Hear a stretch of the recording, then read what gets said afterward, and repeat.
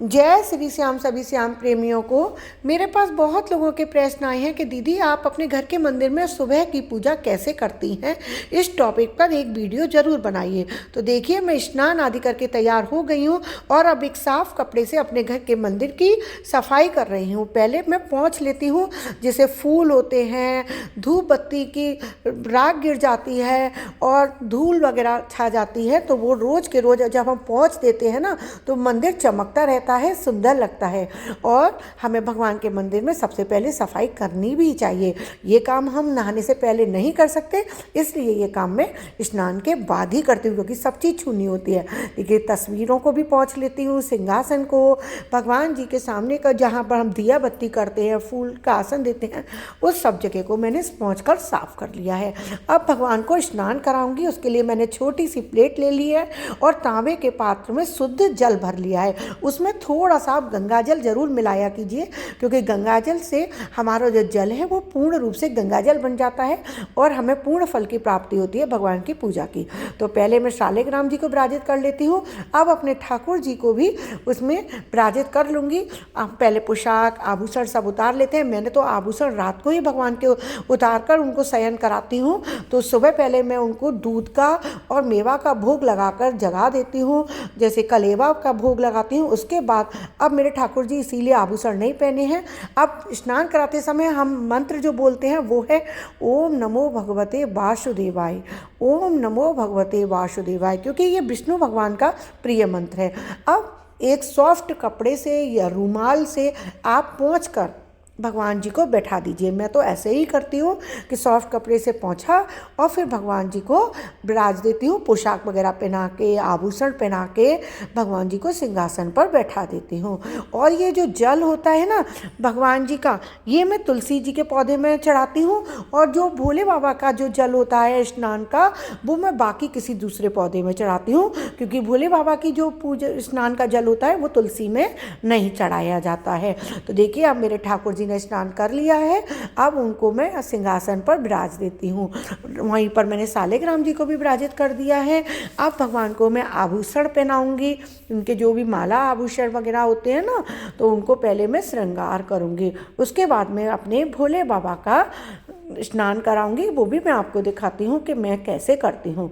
तो देखिए, मेरे प्रभु कितने सुंदर लग रहे हैं अपने रूप में आकर।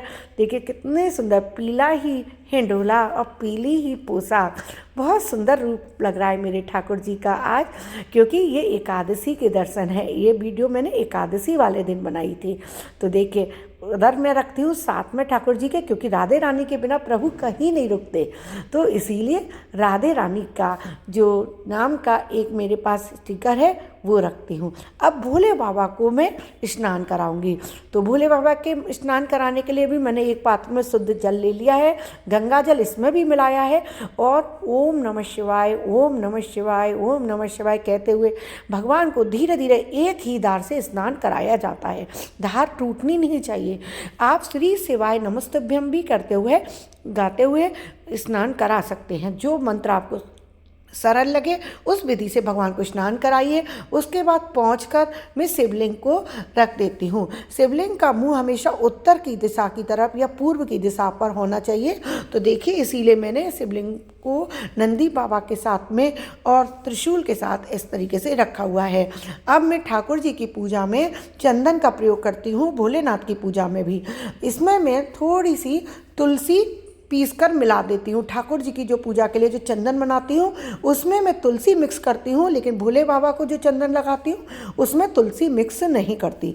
तुलसी कौन सी? तुलसी की जो लकड़ी सूख जाती है और जो तुलसी के पौधे सूख जाते हैं उसकी जड़ को मैं सुखाकर ग्राइंड कर लेती हूँ, फिर उससे चंदन बनाकर हरी चंदन भगवान को लगाती हूँ। लेकिन भोले बाबा की पूजा में हरे चंदन का प्रयोग नहीं होता है। अब देखिए, मैं राधे कृष्ण भक्ति को भी अपने को, क्योंकि जो बड़े भगवान जी हैं उनको मैं रोज़ स्नान नहीं कराती हूँ। उनको भगवान को पहुँच कर और शुद्ध कर जल छिड़क कर गंगा जल से, और उसके बाद भगवान की पूजा अर्चना करती हूँ। अब देखिए मेरे भगवान जी को मैंने चंदन लगा दिया है और इत्र सेवा भी जरूर करनी चाहिए हमें प्रतिदिन। मेरे यहाँ तो दोनों समय होती है इत्र सेवा। तो उसके लिए क्या करते हैं, रुई में थोड़ा सा इत्र लेकर सभी भगवानों पर आप पुष्प के ऊपर लगा दीजिए, क्योंकि कहते हैं ना डायरेक्ट भगवान के ऊपर नहीं लगाना चाहिए कि इत्र में भी कुछ ना कुछ केमिकल मिले होते हैं, उससे वो भगवान काले पड़ जाते हैं। तो मैं चंदन भी और जो इत्र भी है ना भगवान के ज़्यादा जो लगता है वो फूलों के ऊपर ही लगाती हूँ। तो देखिए मैंने इत्र लगा कर पुष्प भगवान को अर्पित कर दिए हैं। अब इससे क्या होता है, सारे दिन मंदिर महकता रहता है, बहुत अच्छी खुशबू आती है, एकदम पॉजिटिव वाइब्रेशंस। अब तुलसी दल लिया है जो कि मैं सालिग्राम भगवान को अर्पित करूंगी, क्योंकि सालिग्राम भगवान की पूजा बिना तुलसी दल के अधूरी होती है। तुलसी दल यानी कि जो 4 पत्ते 2 पत्ते मिक्स होते हैं ना, जुड़े हुए होते हैं, उसको तुलसी दल बोलते हैं। एक अकेला तुलसी पत्र नहीं चढ़ाया जाता है सालिग्राम जी पर। अब ये मैंने जल भर के रख दिया भगवान जी के लिए, क्योंकि जब आरती करते हैं तो आचमन किया जाता है। और दिए बत्ती की तैयारी करूंगी। तो देखिए मैंने घी का दिया बना लिया है और धूप बत्ती भी रख ली है। अब दिया जलाऊंगी और भगवान की आरती करूंगी। तो जो सभी भगवान जब एक जगह विराजित होते हैं तो कौन सी आरती करनी चाहिए, ये सभी के मन में प्रश्न होता है। तो जो आरती की जाती है ना, सबसे पहले जो भगवान की, जब सब भगवान बैठे होते हैं तो उस जगह पर हम करते हैं ओम जय जगदीश हरे। तो मैं वही आरती करूंगी। अभी मैं ठाकुर जी का श्रृंगार बाकी था, कैमरा उधर की तरफ लगाना भूल गई थी आपको दिखाना, तो अभी मैं पहले वो कर रही हूँ, ठाकुर जी को सजा रही हूँ, कुछ चीज़ें बाकी रह गई थी। अब उसके बाद फिर मैं करती हूँ आरती की तैयारी। तो देखिए मैंने भोग भी रख लिया है। इस समय मैं लगाती हूँ ड्राई फ्रूट्स का भोग, तो क्योंकि हम प्रतिदिन उस समय जब हम पूजा कर रहे होते हैं तो खाना हमारा तैयार नहीं हो पाता है, वो थोड़ी देर में फिर मैं खाने का भोग लगाती हूँ, भोजन की थाली का। इस पूजा करते समय मैं हमेशा मेवा का भोग लगाती हूँ। आप चाहे मेवा का, मिश्री का, बताशे का कुछ भी भोग लगा सकते हैं।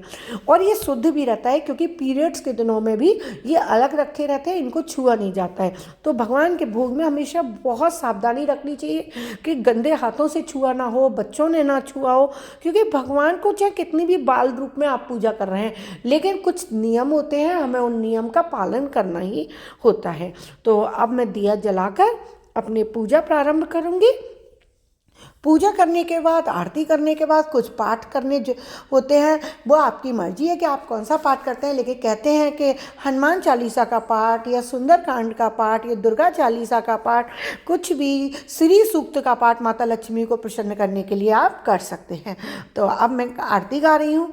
ओम जय जगदीश हरे स्वामी जय जगदीश हरे, भक्त जनों के संकट क्षण में दूर करे।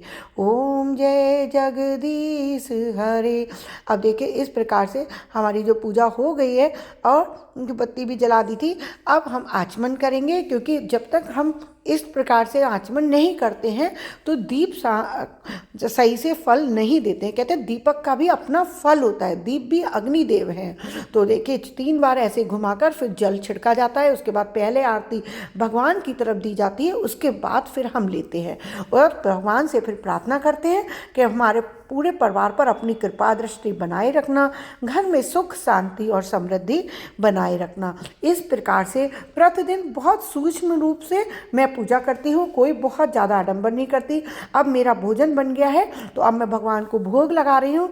तो आज बना है मेरी भोजन की थाली में, देखो आपको दिखाती हूँ, कढ़ी, बाजरा की रोटी, मटर आलू की सब्जी, मिर्च का अचार और मूली की भाजी। तो इस प्रकार घर में आपके जो भी भोजन बन रहा है, बस वो प्याज और लहसुन का नहीं होना चाहिए और बिल्कुल शुद्ध हाथों से बना हो, पीरियड के दिनों में ना हो, उसका आप भोग लगा सकते हैं। राधे। आपको वीडियो अच्छी लगी हो तो मेरे चैनल पर ज़रूर बने रहिएगा, और मेरे चैनल को अभी तक आपने यदि लाइक और सब्सक्राइब नहीं किया है तो प्लीज़ प्लीज़ प्लीज़ कर दीजिएगा। मैं ऐसे ही अच्छे अच्छे वीडियो प्रतिदिन लेकर आती रहती हूँ, और बहुत सारे उपाय, पूजा विधि, व्रत विधि, कथाएँ, सभी के वीडियो आपको मेरे चैनल पर मिल जाएंगे।